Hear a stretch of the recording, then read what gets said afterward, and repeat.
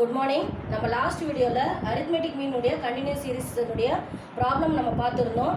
So arithmetic மீனில் individual discrete continuous சீரிஸ்க்கான 3 ப்ராப்ளமும் நம்ம பார்த்தாச்சு. இப்போ அடுத்த டாப்பிக்கான மீடியன் நம்ம பார்க்க போகிறோம்.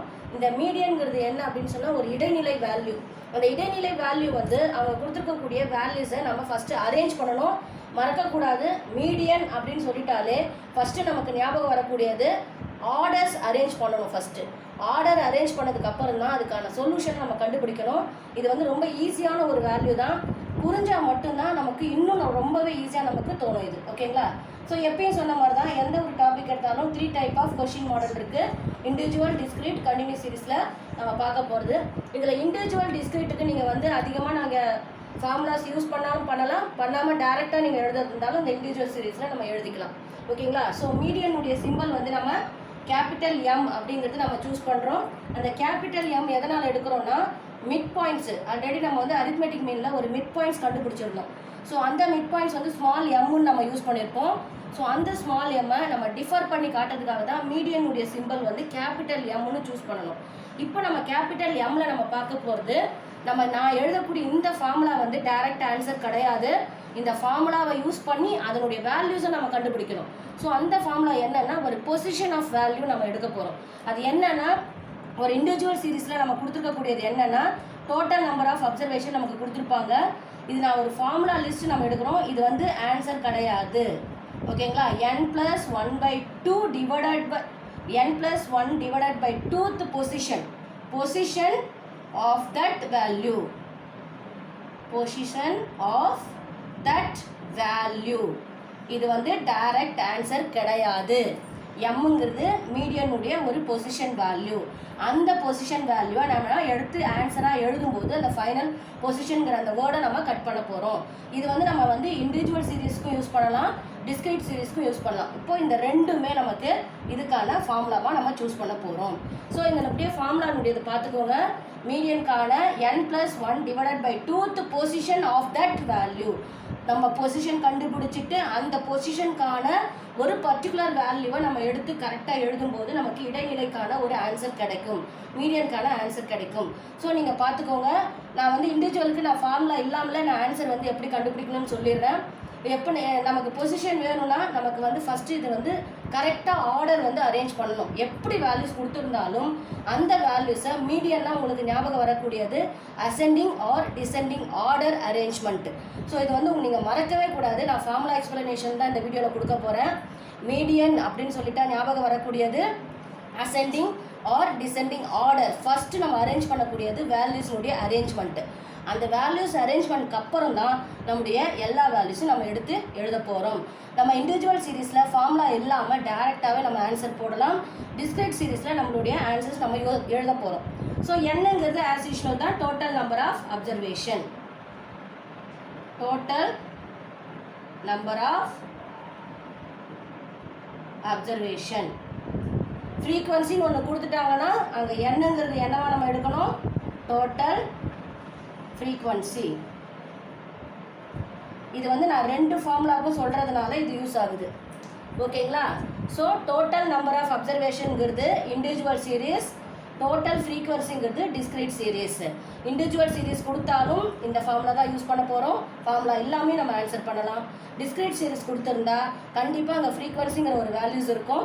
அந்த ஃப்ரீக்வன்சினுடைய டோட்டலை பேஸ் பண்ணி நம்ம ஒரு பொசிஷன் கண்டுபிடிச்சிட்டு அந்த பொசிஷனுக்கான ஆன்சரை நம்ம எழுதக்கூடியது தான் நம்மளுடைய மீடியன் வேல்யூ. இப்போ நம்ம ஃபைனலாக பார்க்கக்கூடிய ஃபார்முலா என்ன அப்படின்னு சொன்னால் கண்டினியூஸ் சீரீஸ். கண்டினியூஸ் சீரீஸ்க்கான ஃபார்முலா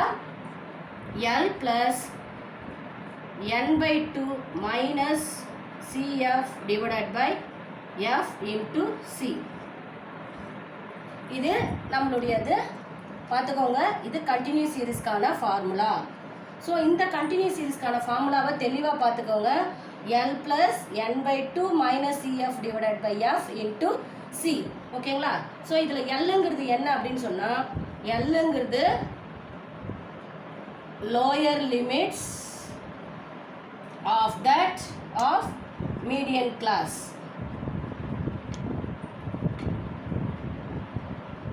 அதுக்கடுத்து எஃப்ங்கிறது ஆல்ரெடி உங்களுக்கு தெரிஞ்சது தான். எஃப்னா ஃப்ரீக்வன்சி ஆஃப் மீடியன் கிளாஸ்.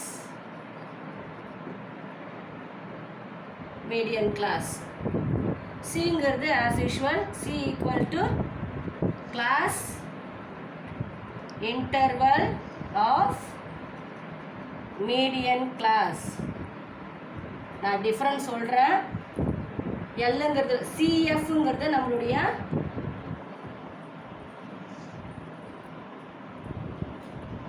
சிஎஃப்ங்கிறது நம்மளுடைய cumulative frequency. cumulative frequency of median class.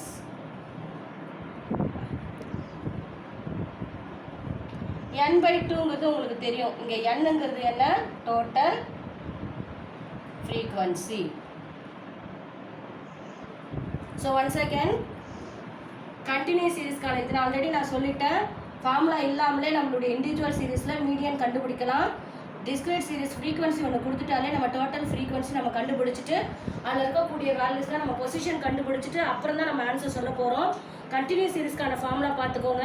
Median equal to L plus N by 2 minus CF divided by F into C.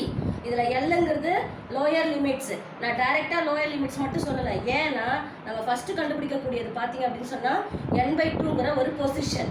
இந்த n by 2ங்கிற இங்கே பொசிஷன் பார்த்தீங்கன்னா அந்த பொசிஷனை பேஸ் பண்ணி தான் அந்த கிளாஸை நம்ம எடுக்க போகிறோம். இந்த மீடியன் கிளாஸுங்கிறது இதுதான் position of that median class.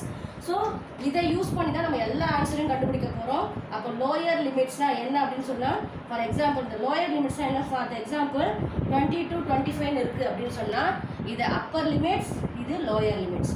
So நம்ம எடுக்கக்கூடிய லோயர் லிமிட்ஸ் வந்து இதுதான். So lower limits of that median class. எஃப்ங்கிறது ஃப்ரீக்வன்சி. நம்ம எங்கே பொசிஷன் கண்டுபிடிக்கிறோமோ அதனுடைய ஃப்ரீக்வன்சி தான் மீடியன் கிளாஸ்னு சொல்லிட்டு இருக்கோம். அதே மாதிரி சிஎஃப்ங்கிறது குமுலேட்டிவ் ஃப்ரீக்வன்சி. குமுலேட்டிவ் ஃப்ரீக்வன்சினா என்னங்கிறது நான் சம் எடுக்கும்போது சொல்கிறேன். ஏன்னா உங்களுக்கு மீடியன் அப்படின்னு சொன்னால் ஞாபகம் வரக்கூடியது குமுலேட்டிவ் ஃப்ரீக்வன்சி, ஆர்டர் அரேஞ்ச்மெண்ட். இது ரெண்டும் கம்பல்சரி உங்களுக்கு ஞாபகம் வரணும். அரித்மெட்டிக் மீனில் நம்ம டேரெக்டாக நம்மளுடைய டேபிள் ஃபார்மேட்டில் போயிட்டோம் சமேஷன்ஸ்க்கு அப்புறம். மீடியன் அப்படின்னு சொல்லிட்டாலே உங்களுக்கு ஞாபகம் வரக்கூடியது ascending or descending order. Ascending or descending order in individual observation. Individual series ஒன்று கொடுத்துட்டாலே நீங்கள் யூஸ் பண்ணக்கூடியது ascending or descending order. Order arrangement ரொம்ப முக்கியம். அப்போ தான் நமக்கு அந்த மீடியன்கான கரெக்டான நமக்கு ஒரு ஆன்சர் கிடைக்கும். டிஸ்கிரீட் சீரிஸ், கண்டினியூஸ் சீரிஸ் ரெண்டுமே கொடுத்துட்டாங்க அப்படின்னு சொன்னால் ஃப்ரீக்வன்சின்னு ஒன்று கொடுத்துட்டாலே நம்ம கண்டுபிடிக்கக்கூடியது குமுலேட்டிவ் ஃப்ரீக்வன்சி. இந்த குமுலேட்டிவ் ஃப்ரீக்வன்சி ரொம்ப முக்கியம். ஸோ நம்மளுடைய மீடியன் தான் ஞாபகம் வரக்கூடியது. ஒன் செகண்ட் நான் சொல்லிட்டு இருக்கேன். மீடியன் அப்படின்னு ஞாபகம் வரக்கூடியது position and that order arrangement and that cumulative frequency. Find the cumulative frequency. So இது எல்லாமே கண்டுபிடிச்சா மட்டும்தான் நமக்கு இந்த எக்ஸ்பிளனேஷன் புரியும். நான் இது சம் எடுக்கும்போது உங்களுக்கு கிளியராக சொல்கிறேன். இதுதான் நம்மளுடைய மீடியனுக்கான ஃபார்முலா. இண்டிவிஜுவலுக்கு ஃபார்முலா அப்ளை பண்ணாலும் பண்ணலாம், பண்ணாமல் நம்ம டேரெக்டாக ஆன்சர் எழுதுறதுனாலும் எழுதலாம். அது எப்படி நான் சொல்கிறேன். டிஸ்கிரீட் சீரிஸ், கண்டினியூஸ் சீரிஸ்க்கு நம்ம இந்த ஃபார்முலாஸ் நம்ம யூஸ் பண்ண போகிறோம். கண்டினியூஸ் சீரிஸ்க்கான ஃபார்முலா இதை யூஸ் பண்ண போகிறோம். ஸோ இந்த ஃபார்முலாவில் உங்களுக்கு ஏதாவது டவுட் இருந்தால் நீங்கள் கமெண்ட்ஸில் சொல்லுங்கள். இந்த வீடியோ பிடிச்சிருந்ததுன்னா லைக் பண்ணுங்கள், ஷேர் பண்ணுங்கள், சப்ஸ்கிரைப் பண்ணுங்கள். தேங்க்யூ.